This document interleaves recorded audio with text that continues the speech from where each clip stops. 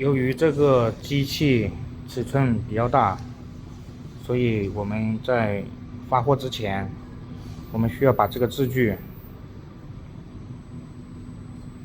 这个夹具要把它取出来，把它放在外面，然后进行打木箱。我们怎么取出来呢？就是松开这个螺丝，这里有几个螺丝，你就把它松开来，然后这边也一样，把这边的螺丝、这些螺丝把它松开来。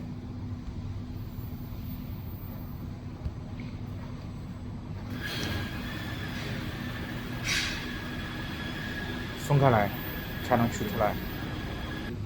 我们需要把这个两个螺丝和这个角的这两个螺丝，还有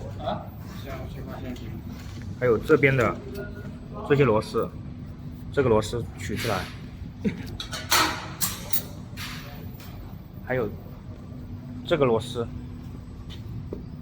这两个螺丝取出来，松开这个两个螺丝，这个支具就可以取出来。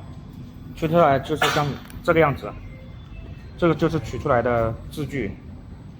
这个支具是用来备用的。我们通过这些螺丝孔和这个螺丝孔，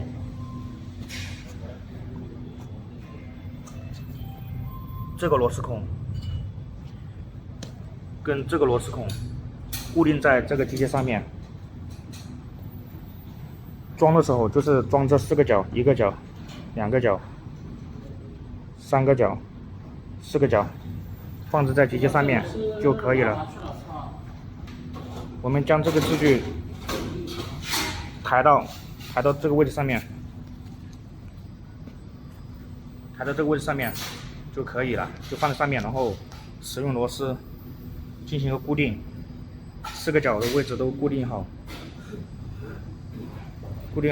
就可以了。这是装这个支具的一个方法。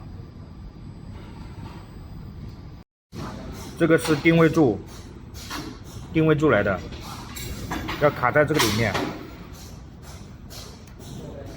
这边也有个定位柱，这边也有个定位柱，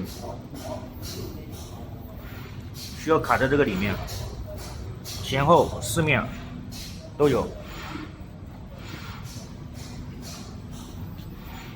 这里也有个定位柱，然后那边也是有一个，需要放在定位柱里面。